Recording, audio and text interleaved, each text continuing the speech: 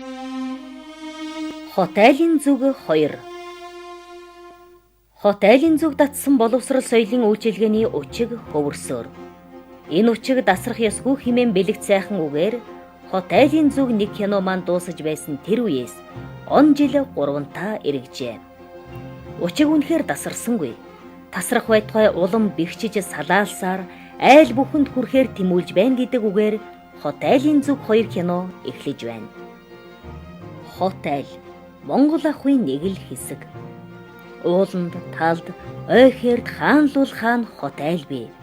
Малаа маллаж, хүүхдэн өсгөж, тэнд өглөөнөөс орой хүртэл амьдрал буцалсаар. Захилгаан гэрлэн асааж зурагтаан үзнэ. Дэлхийн ертөнцтэй холбогдно. Аз, Африк, Америк төв дэлхий алгасан үр хүүхэд төрөл садантайгаан холбогдно. Минь дус энэ мэднэ. Нэг харахад юм бүхэн болоодж байгаа юм шиг. Хот айл сумынхаа төвөөс 20, 30, 40 тэрч байтугай 100 гаруй километр хол нутгалхан цөөнгүй. Нэг буудлын дээр ганц хоноод ч нүүж магадгүй. Өвөл зөнгүй нүүдлэж амьдрна. Малд нь хаан тохиромжтой байна. Тэндэл малчин айл нутаглана. Гэр бүлийнхнээсээ өөр хүн харахгүй хэдэж хонж мэднэ. Хүүхэд нь ишиг хурганаасаа өөр тоглох юмгүй ганцаардна. Манай хүүхэд гэр цэцэрлэгт явхаас өмнө хурга ишигтэйгэн тоглосоор тэднийг дуурайж майлах буюу ямаа мал дуурайж хөдөлгөөн хийдэг.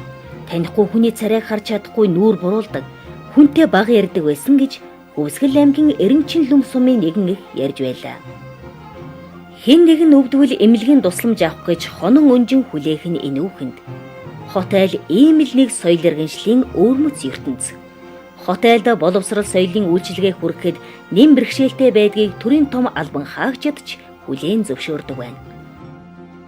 Бүхнийхний асуултын боловсролын хүрээнд малчтын боловсрол соёлын түвшин дэвшүүлэхэд дэмжлэг үзүүлэхийг хүссэн Монгол Улсын засгийн газрын хүсэлтийг ЮНЕСКОгийн Бээжин их суурин төлөөлөгчийн газар хүлээн авч улмаар Япон Улсын засгийн газарт танилцуулснаар 2004-өөс 2006 онд энэхүү төслийн эхний үеийн амжилттай хэрэгжсэн юм а.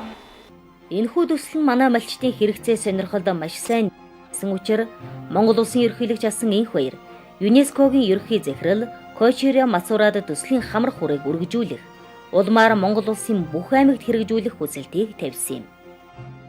ЮНЕСКО Монгол Улсын ерөнхийлөгчийн хүсэлтийг хүлээн авч боловсрол соёлын явуулан иж бүрэн үйлчилгээг Монголын малчтад хүргэх нь 2 төслийг бас дахин 10 аймгийг хамруулан хэрэгжүүлэх болсноор манай улсын бүх аймаг энэхүү төсөлд хамрагдах боломж бүрдлээ. Тус төслийг 2007 оны 1-р сараас 2009 оны 7-р сарын 1 хүртэлх хугацаанд хэрэгжүүлсэн ба зорилго нь өмнөх төслийн дуршлаган дээр тулгуурлан үйл ажиллагааг нь өргөжүүлэх, Монголын малчтад боловсрол соёлын үйлчилгээ хүргэх шинэ хувилбар бий болгоход оршиж байсан юм.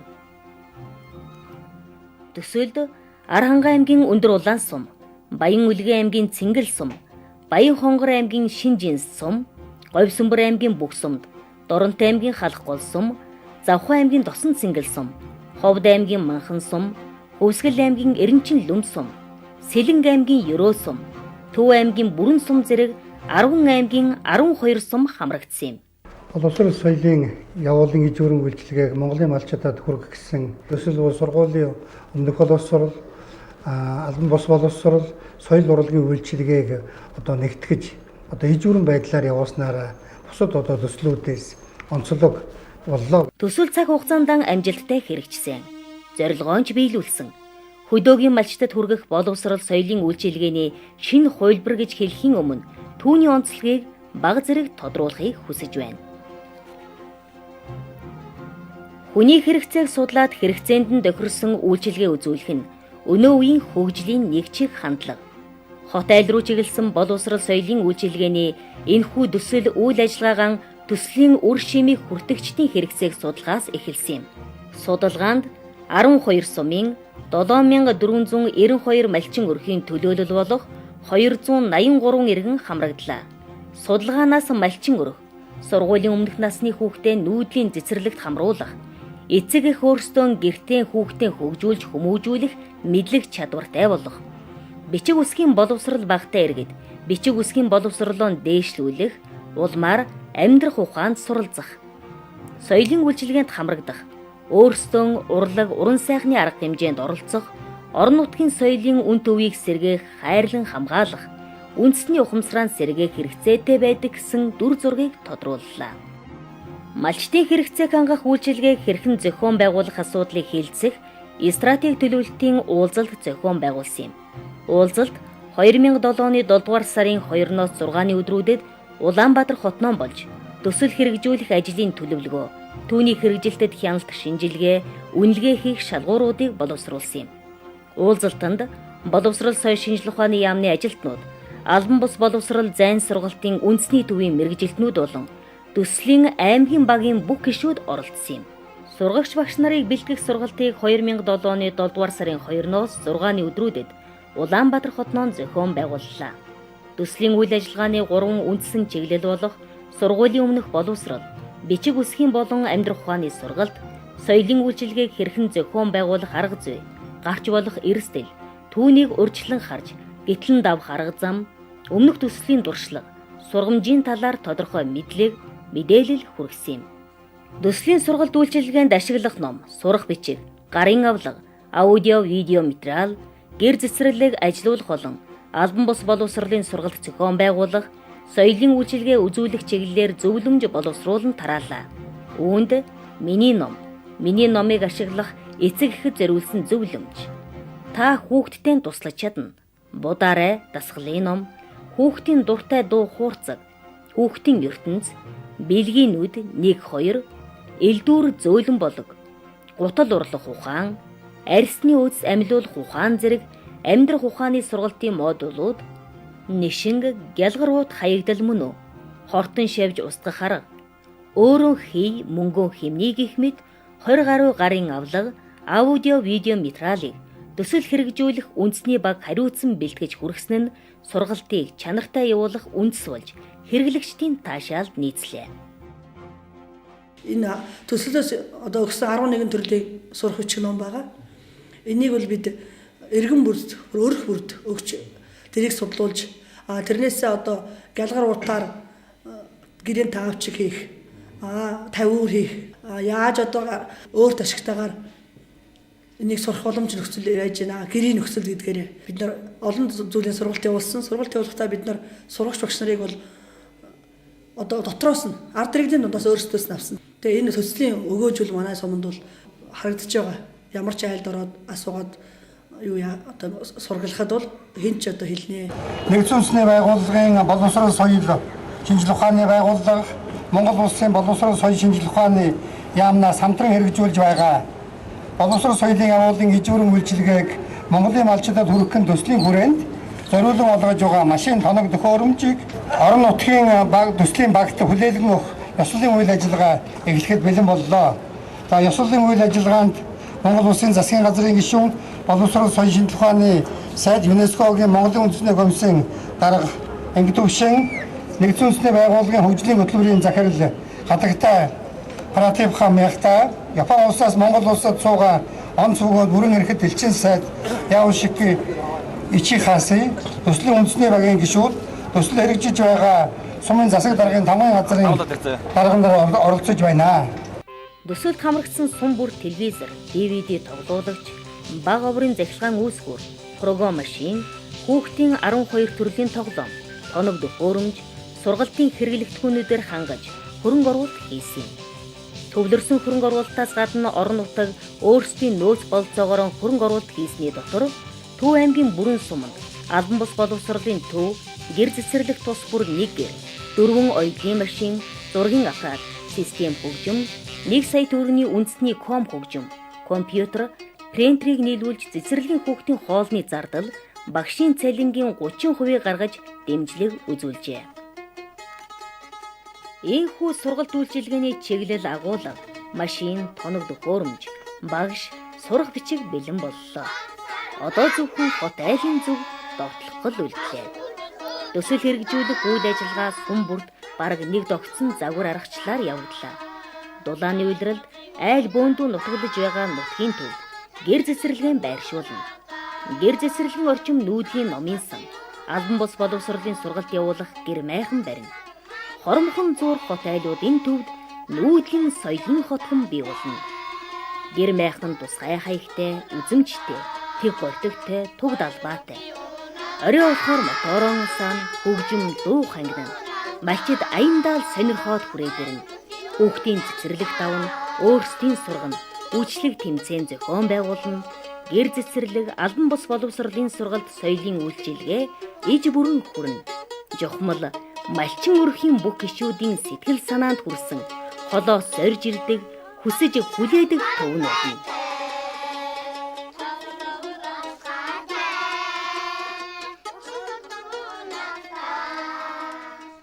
Малчид үүндээ дасчээ.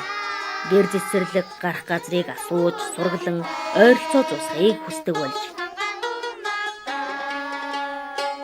Хөдөөгийн гэр цэцэрлэг гэж бий болоод биднүүд хөдөө байдаг малтай болохоор чинь бидэн ч өглөө ороод өнөө малынхаа араас явдаг ажилтаа болохоор чинь хэсэг ч гэсэн тэнд хүүхдээ байлгахаар бидэнд аягүй их зав чөлөө гардаг, аягүй ажлын боломжтой тэр их ашигтай цэцэрлэг. Аргалын мутаа бүрөөсөө малчиныг дүүсэн би атархаа нутгаа үлдэгээ барин гэж боддог. Боловсрол багаас нь хүртэл боловсролтой болох гэж би ингээл хоёрыг чирээл ингээл цэцэрлэг рүү хөтөлчихгүй гээ. Цэцэрлэгт байхдаа зэрэг адгалал хувцас тайлаад өвтөг болно тэр чинь зөв хувцас өмсдөг болно. Юм сурч тэр чинь. Гэр цэцэрлэгт явснаар ер нь тэгээд их нүүр үгүй төвөнгийн их сайн ялгаж одоо өөрхөн дуу муу шүлэг нэлээ хөргөн юм сурж барьсан. Цэцэрлэг бол маш хэрэгтэй. Гэрт бидний байдгаас шал өөр болж байгаа юм чинь. Тэгээ бид нар энэ зуны цэцэрлэгт хүүхдүүдэд өгöd тэгингээ ингээ бид нар одоо явуулын номын сангийн явуулын номыг бид нар өөрсдөө нэг уншдаг байхгүй юу. Хүүхдээ явуулангаа. Тэгээ бидэрт үнгүү карт өгöd бид нар картаараа номоо уншдаг өдөр. Нүүдлийн соёлын төв нэг багт 14-өөс 20 хоноод өөр баг руу нүүр. Сумын төсөл хэрэгжүүлэх багийнхан ургоо машиндан суугаад төсөлд хамрагдаагүй айл зэрэгэлдээ сумдад үйлчлэнэ. Энэ нь төсөлд хамрагдсан, хамрагдаагүй айл өрх хэмээн ялгасангүй, айл болохоор л өргөн хамрахыг хүсч байлаа. Тухайлбал төсөл хэрэгжсэн сүүлийн 2 жилийн хугацаанд нийт 1000 хүүхдийг гэр цэцэрлэгт хамруулах байсан бол 1148 хүүхэд, 1000 эцэг эхийг сургалтанд хамруулах байснаас 1600 эцэг эх сургалтанд хамрагджээ. Хамрагдах үрээ бол бид нар хязгаарлаж зөвхөн төслийн 50 айл 50 өрөх гэж хязгаарлахгүйгээр бид нийт малчтай хамрагдсан учраас манайх бол хамралтын үр бол нэлээд өндөр байгаа. Хүүхдийг тасралтгүй суулган боловсролын үйлчлэгэнд хамруулсан эцэг эхийн мөн соёлын болон албан бус улсуудын амьдрах ухааны сургалтанд жилийн туршид тасралтгүй хэлбэрээр үзүүлдэг тийм үйлчлэгийг л зорилттой тавьсан учраас би тэгш хамруулах гэдэг бодлогыг бол ер нь баримталсан гэж бодож байгаа. Гэр цэцэрлэг малчтын хүссэн хүлээсэн үйлчилгээ учраас ойртож нүүж ирэх машин, мотоцикл, морин тэргээр хүүхдийн зөв, түлээ түлш бэлтгэх, хүүхдийн хоолнд сүү цагаан идэ нийлүүлэх зэрэг ажилд эцэг эхчүүд өөрсдийн санаачлагаараа туслан тойрон хүрээлж байлаа. Тэд төсөл дууссан ч уламжлал болгон үргэлжлүүлэх ёстой ажлын нэг нь гэр цэцэрлэг гэдэгт санал нэгтэй байна.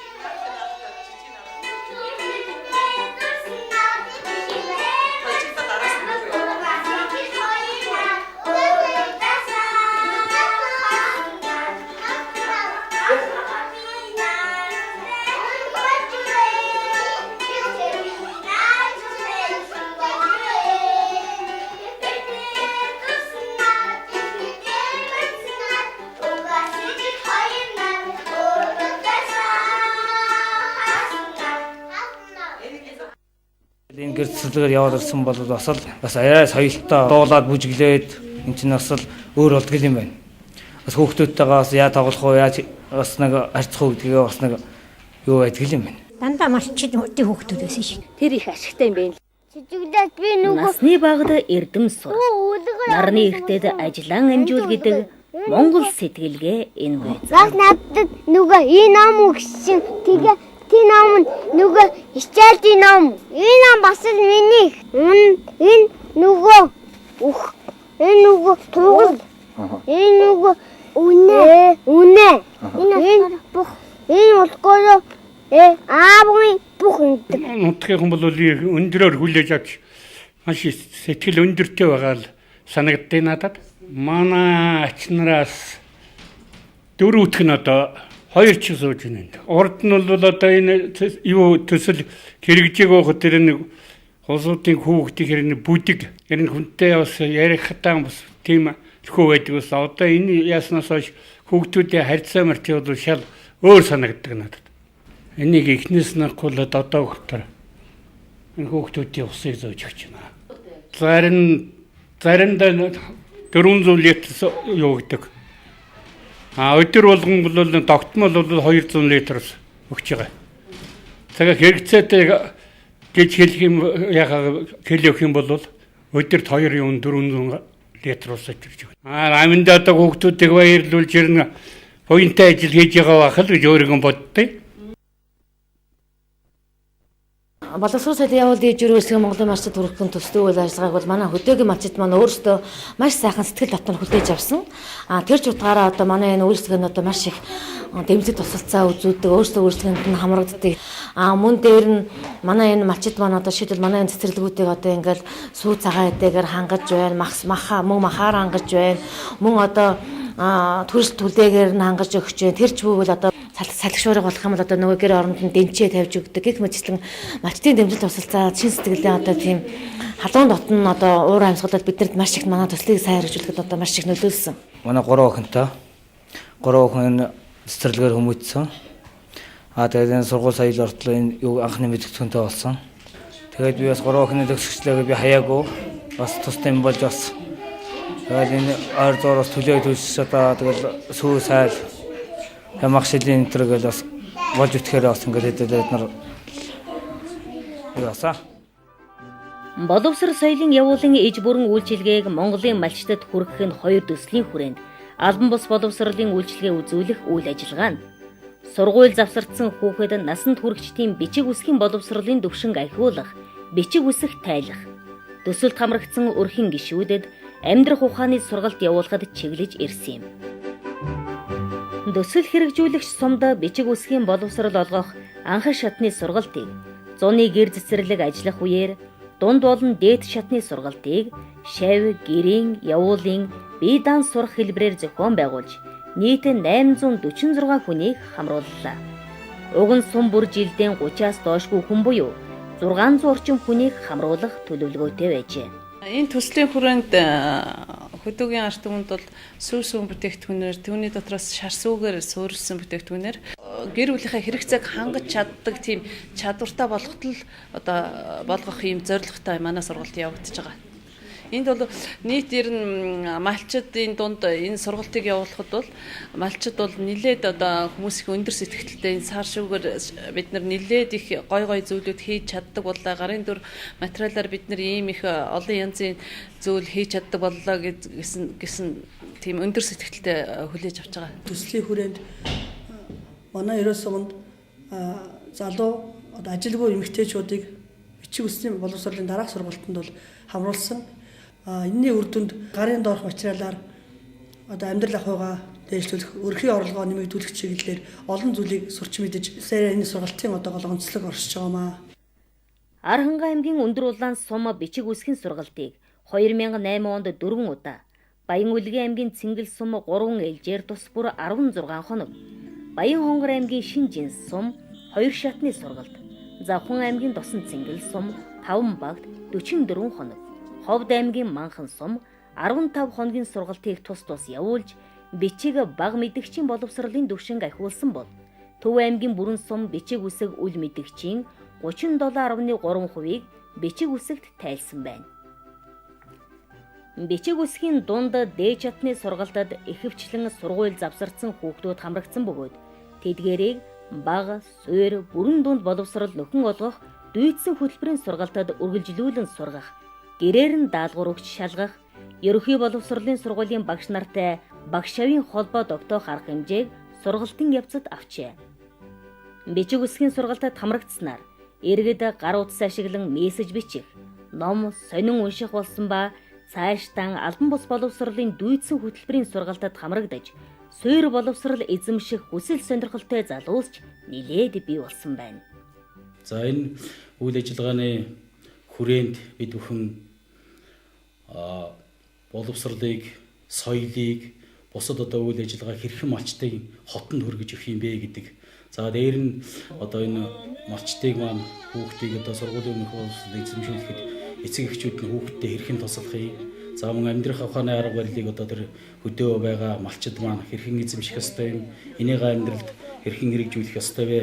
Гэх мэтлэн энэ үйл ажиллагаанд одоо юм давцаж орсон юм ашигтай төсөл байгаа. За бид бүхний нэг онцлог маань юу байгаа юм гэхээр бид зүгээр энэ төслийн хүрээндгээр одоо хязгаарлахыг бодоогүй. За тухайлбал бид нар одоо соёлоо хамт явуулаад, боловсролоо хамт явуулаад, албан бус сургалтаа хамт явуулаад, амьдрах ухааныхаа сургалтыг явуулаад, дээр нь мөн гэдэг хүн эмнэлэг, за одоо ахуйн үйлчлэгийн энэ асуудлуудыг бол одоо иж бүрэн цогцоор нь одоо малчд төрөхийг зорьсон. 2008 оны сургалтыг бид бүхэн бол дандаа малчтынхаа дундаас соёлынхаа одоо бүх элементүүдийг авч очичоод тэнд нь бүжгийн багш нь бүжгийнхаа хичээлийг малчтаа зааж байдаг. За өдрийн цаг, оройн цаг, сайлны дараа ингээд одоо явц. За тэнд одоо хэдэн унсууд одоо морин хуур яаж яадаг, уртын дууныхан тусдаа байж яадаг их мэтлэнгээр одоо орно гэж. Энэ нь бол одоо илүү их үр дүнтэй нөгөө малчд маань өөрсдөө их дуртай байдгийм байна. Амьдрах ухааны сургалтыг элдвэр зөөлөн болов.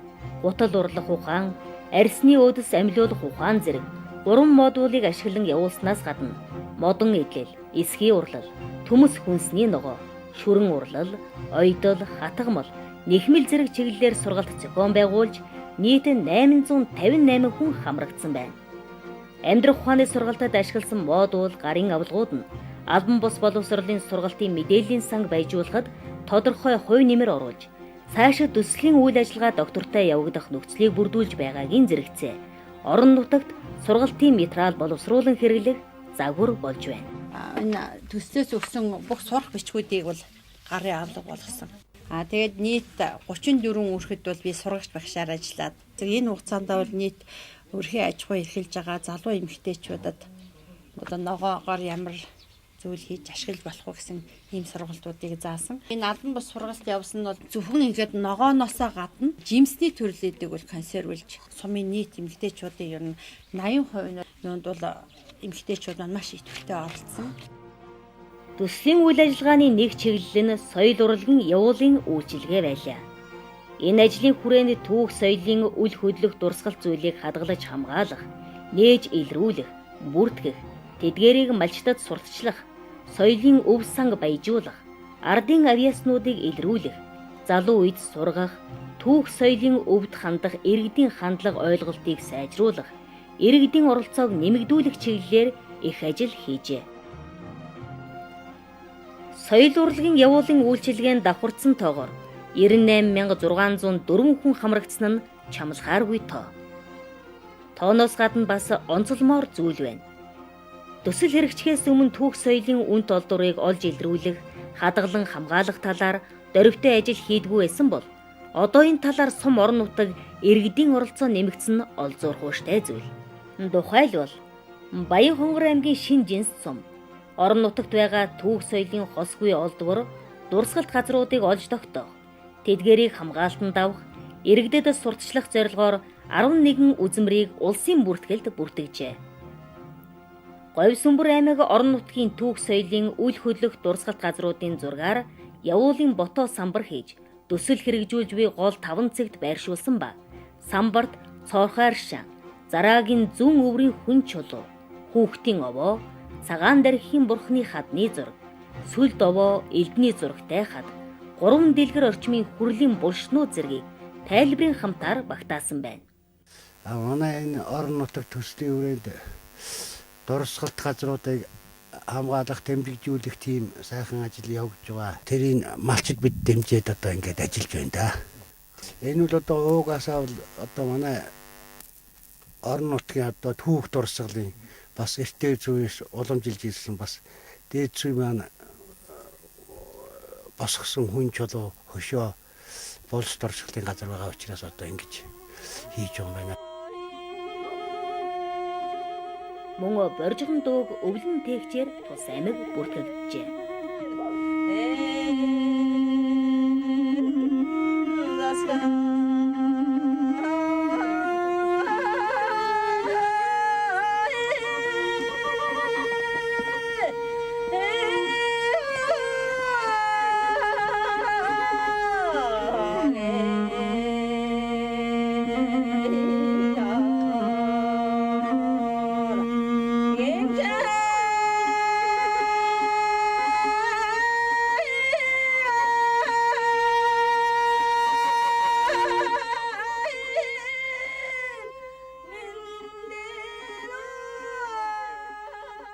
үйлчлэгтэй хүрээнд бол боловсролын үйлчлэг малчтын хүүхдэд үзүүлэх мөн соёлын болон албан бус боловсролын дээр нь амьдрах ухааны сургалтуудыг үйлчлэгээний хэлбэрүүдээр одоо ингээд ямар ч гэсэн орон нутгийн тогтолцоо бол бүрдсэн гэж үзэж байгаа.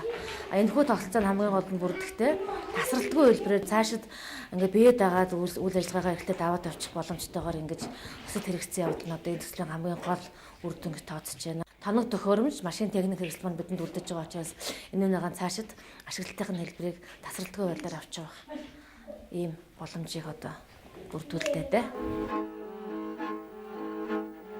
Ховд аймгийн Манхан сум Загчин ясны язгуур урлаг, морин хуур, уртын дуу, бие биелгээ сурталчлах түгээн дэлгэрүүлэх зорилгоор морин хуурын болон бие биелгээчдийн наадмыг зохион байгуулж 11 сумын 90 гаруй хуурчид хамрагдсан байна. Орон нутгийг сурталчлах танхимд байгаа 121 үзмрийг улсын бүртгэлд оруулж, хувийн дугаартай болгох, Монгол туурхтны алтан өв наадмаар аймгийн төвд үзэсгэлэн гаргах, биет бус үеийг өвлөн тээгчдийн бүртгэл, альбомоор малчтад сурталчилгаа хийх зэрэг олон хэлбэрийн ажлыг зохион байгуулсан байна. Төсөл хэрхэн хэрэгжсэний эцсийн үнэлгээг 2009 оны 6 сард хийсэн юм. Үнэлгээгээр нүүдлийн гэр цэцэрлэгт хүүхдийн хамруулсан эцэг эхчүүдийн 87.4%, албан бус боловсролд хамрагдсан иргэдийн 99.6%, соёл урлагийн үйлчилгээнд хамрагдагчдын 97.5% нь төслийн хэрэгжилтэд сэтгэл ханамжтай үлдлээ гэсэн үр дүнтэй гарлаа. Иргэд малчтын хэрэгцээ сонирхолд хэр зэрэг нийцсэн төсөл байсан бэ гэсэн асуултанд эцэг эхчүүдийн 85%, албан бус боловсролын үйлчилгээнд хамрагдагчдын 92%, соёл урлагийн үйлчилгээнд хамрагдагчдын 85.8% нь бидний хэрэгцээнд сайн нийцсэн чухал хэрэгцээтэй төсөл байсан гэж үзсэн байна. Үнэлгээнд хамрагдагчдын 85 гаруй хувь нь уг төслийг малчид иргэдийн амьдралд сайнаар нөлөөлсөн гэж батлаж байна. Төслийн үр дүн, ач холбогдлыг ерөнхийд нь дүгнэхэд төслийн зорилго үйл ажиллагаа нь Монголд боловсрол соёлыг хөгжүүлэх төрийн бодлогыг дэмжихэд бодиттой хувь нэмэр оруулсан. Иргэд малчтыг ядуурлаас гаргахад сайн нөлөө үзүүлсэн. Малчтын хэрэгцээ шаардлагат нийцсэн төсөл байсан гэдгийг онцлон тэмдэглэх боломжтой байна. Ингээд энэ төслийг амжилттай хэрэгжүүлэхэд санхүүгийн болон бусад тусалцаа үзүүлсэн бүх ЮНЕСКОгийн холбогдох байгууллагууд мөн энэ төслийг хэрэгжүүлсэн төслийн үндэсний баг, аймаг сумын багийн нийт хүмүүсүүдэд энэ төсөлд оролцсон хүмүүсүүдэд сайн сайхан бүхнийг хүсэн өрөөе. Ингээ энэ төслийг цаашид төслийн үр дүн доктортой байх талаас бол бид анхаарах учиртай. Ингээд манай төсөлд хамрагдсан сумын иргэд малчид энэ төслийг үр дүн цааш доктортой авч явах байх талаар бол анхаарч ажиллана гэж итгэж байна. Ингээд та бүхний ажилд амжилт хүсье. Ийхүү боловсрол соёлын явуулын иж бүрэн үйлчилгээг Монголын малчтад хүргэх нь 2 төсөл амжилттай хэрэгжлээ.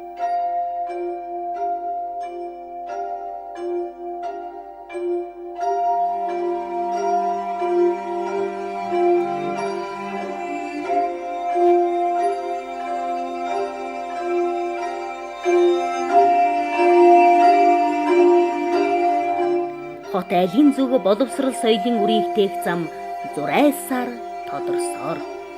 ЮНЕСКОгийн логотой програм машин хурдалсаар хот айлын зүг 3 киногоор дахин уулзах бэлэгтэй ёроолыг дэвшүүлье.